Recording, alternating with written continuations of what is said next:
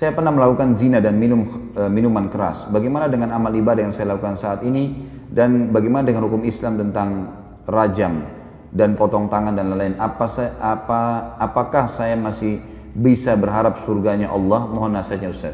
Pertama sekali, hukum dalam Islam kisos. Potong tangan, dipenggal lehernya, potong tangan kalau mencuri, dipenggal kalau membunuh, dirajam kalau berzina. Ini berlaku bagi orang yang kepergok. Berlaku bagi orang yang kepergok. Tidak berlaku bagi orang yang antum pernah berzina 5 tahun lalu, sekarang sudah taubat. Lalu antum datang kepada seorang ustaz atau kiai, saya sudah berzina, rajam saya. Bukan begitu. Makanya hadis Bukhari yang menjelaskan, seorang wanita pernah datang kepada Nabi SAW dan berkata, ya Rasulullah, saya sudah berzina dan saya hamil dari zina. Dia buat pengakuan. Apa kata Nabi SAW? Kau lagi hamil, pulanglah, melahirkan anak itu, karena anak itu nggak ada salahnya. Apa kata ulama hadis? Yang dimaksud oleh baginda Nabi SAW, pulang taubat, jangan kau kesini. Kalau tidak kepergok, udahlah, taubat, lindungi, kau berlindung di bawah naungannya Allah. Jangan, tidak ada, kita bukan seperti Katolik teman-teman yang harus pengakuan dosa disampaikan segala, lalu kemudian pasturnya kasih air suci lah kamu selesai. Nah, dalam Islam itu, karena dalam pengakuan dosa nggak ada. Antum tutupin dosa itu. Kata Nabi SAW dalam hadis Bukhari Muslim, orang yang paling buruk di sisi Allah adalah orang yang sudah Allah tutupi kesalahannya. Dia zina tadi malam nih, Allah tutupi sampai pagi. Lalu dia sendiri yang mengekspos kesalahannya. Saya tadi malam, saya begini. Untuk apa? Wanita itu teman-teman pada saat sudah selesai melahirkan 9 bulan, masih kembali. Ya Rasulullah, saya sudah melahirkan. Kata Nabi SAW, susui anak ini. Masih ada waktu 2 tahun. Disuruh taubat oleh Nabi SAW, gitu kan? Pulang, habis menyusui ternyata iman dalam hatinya masih kuat. Ya Rasulullah, saya sudah menyusui, rajam saya mau disucikan. Barulah Nabi SAW mengatakan, baik, keraskan bajunya, kemudian dirajam, gitu kan? Karena dia terus meminta kepada Nabi SAW, tapi awalnya disuruh pergi, gitu kan? Lalu kemudian teman-teman sekalian yang terjadi, waktu lagi dilempar, ada seorang sahabat mengatakan, semoga Allah melaknatmu, kenapa kau berzina? Kata Nabi SAW, jangan kau laknat dia, perempuan ini, demi zat yang ubun-ubunnya Muhammad dalam genggamannya, dia telah bertaubat. Kalau dibagi untuk 70 orang penduduk Madinah, cukup buat mereka semua masuk surga. Luar biasa orang ini, jangan dia.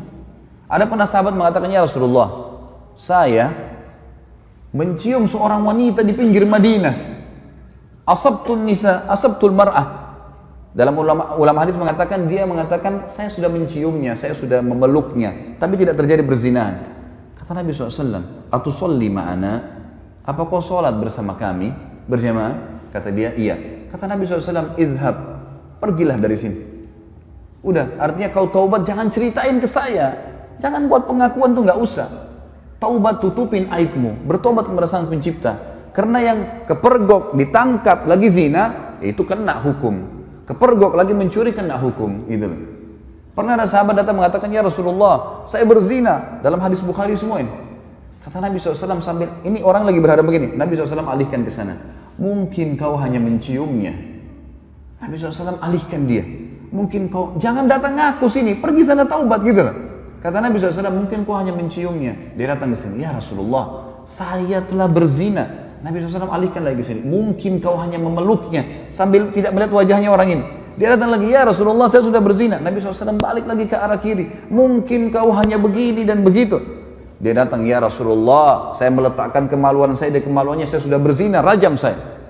Dia mau sucikan dirinya, maka dia berikan kesaksian buat dirinya. Nabi sudah alihkan, tetap dia mau, ya sudah, ya dirajam. Pada saat lagi dilempar, teman-teman sekalian, ini riwayat Bukhari, lagi dilemparin, sahabat ini rupanya kesakitan, lagi dirajam, lari dia.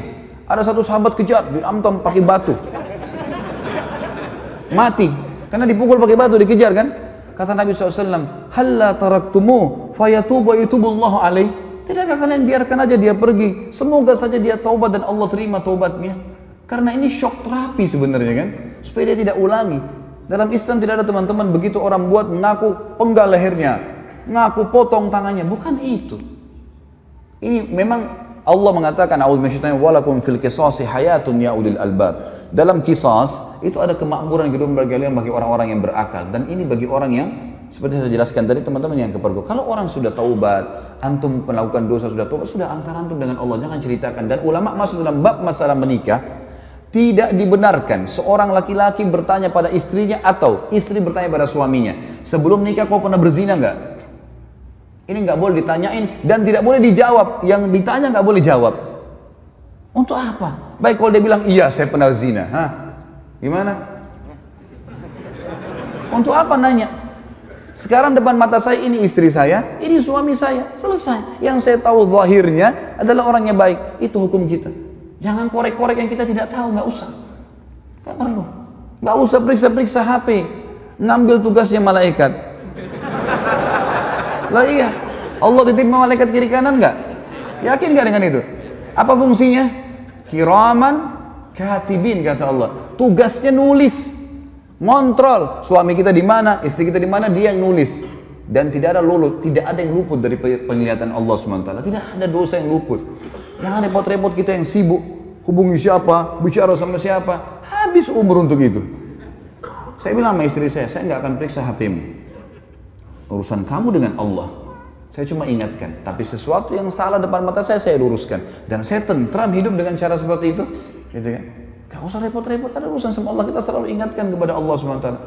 Ini gak usah repot-repot, ini sekretaris dua ini luar biasa, gak tidur, gak capek. Ma yalfidhu min qaulin, kata Allah, tidak ada satu kalimat yang terlewat illa ladaihi raqibun atid, kecuali dirakib, dikontrol, diawasi, dicatat semua. Jadi nggak ada sesuatu yang membuat harusnya kita melampaui batas, teman-teman sekalian. Jadi seperti itulah hukum syar'i, ya. Dan yang menjatuhkan vonis hukuman qisas hanya pemerintah setempat. Saya tutup teman-teman sekalian dengan perkataan saya. Banyak orang-orang sekarang yang sering memvonis banyaknya, oh kalau hukum qisas tidak ada, pemerintah tidak terapkan, berarti masalah togut. Togut ini berarti yang disembah selain Allah. Teman-teman sekalian, wahai anak-anak muda muslim, tenangkan pikiran, masukkan iman dalam hati, jangan terbawa dengan arus fitnah yang terjadi. Main vonis pemerintah Indonesia ini kafir, pemerintah ini kafir, Ya akhi, siapa kamu? Duduklah, ibadahlah kepada Allah, azan ke masjid, baca Quran, perbanyak ibadah, jaga mulut. Kata Nabi SAW, man kana yu'minu billahi wal akhir falyakul khairan aw liyasmut. Siapa yang mengaku beriman pada Allah dan akhir, dia cuma ucapkan yang baik, yang dia tahu dan dia tahu bermanfaat buat dia di akhirat, atau dia diam. Jangan ikut campur, nggak usah. Sekarang antum memvonis si fulan tidak benar, si fulan tidak benar. Dari mana ilmu antum tidak benar? Indonesia ini bukan negara Islam. Tapi teman-teman sekalian, berapa presiden kita? 5 atau 6 sebelumnya yang sampai sekarang muslim atau bukan? Muslim. Salah satu syarat negara Islam pemimpinnya muslim. Yang kedua, mayoritas masyarakat muslim atau bukan? Nah, tinggal yang ketiga syaratnya, terterapkannya hukum Islam, kan gitu. Baik, pertanyaan di Indonesia, apakah hukum Islam sudah diterapkan? Hah? Sudah akhi, sebagian belum. Sekarang begini anda tanya, ini hukum Islam belum? Bukan duduk di majelis ilmu begini. Hah?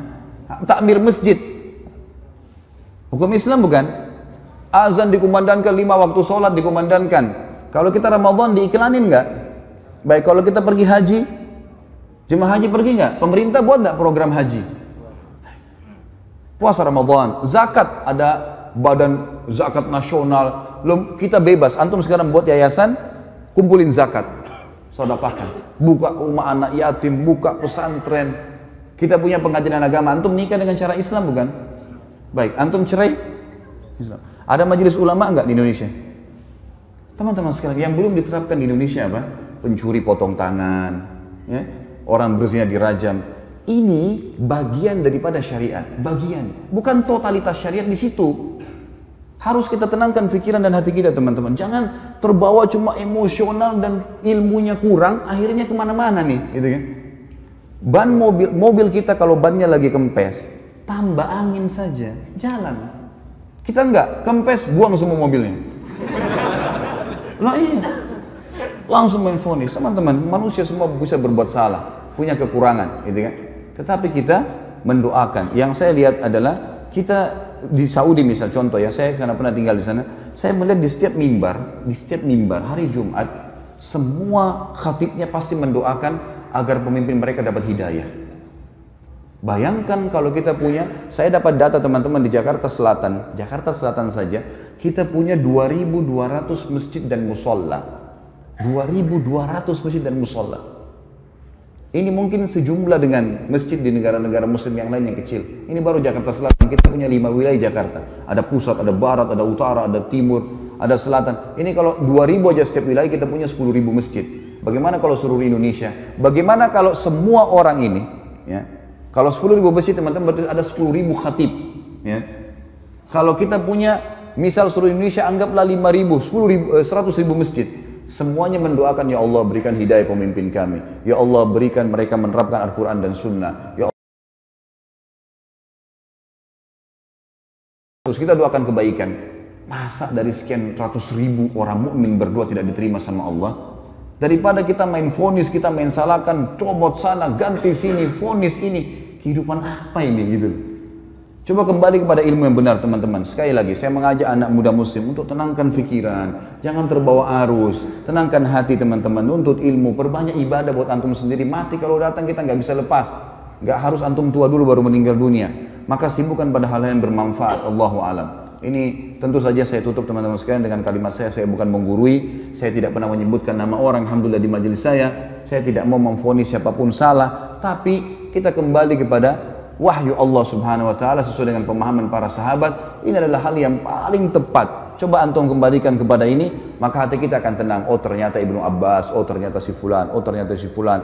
Ini yang insya Allah akan sudah cukup buat kita. Allahu a'lam. Mohon dimaafkan kalau ada salah tentunya. Dan juga kalau ada benar pasti dari Allah. Kita berdoa kepada Allah Sang Pencipta agar seluruh amal yang pernah kita kerjakan diterima olehnya dengan kemahamurahannya, dan semoga saja semua dosa yang pernah kita kerjakan dimaafkan dan diganti pahala. Juga sisa umur kita semoga diberkahi di harta, di keluarga, di umur, dan juga pekerjaan, serta puncaknya kita diberikan oleh Allah Sang Pencipta masuk surga tanpa hisab.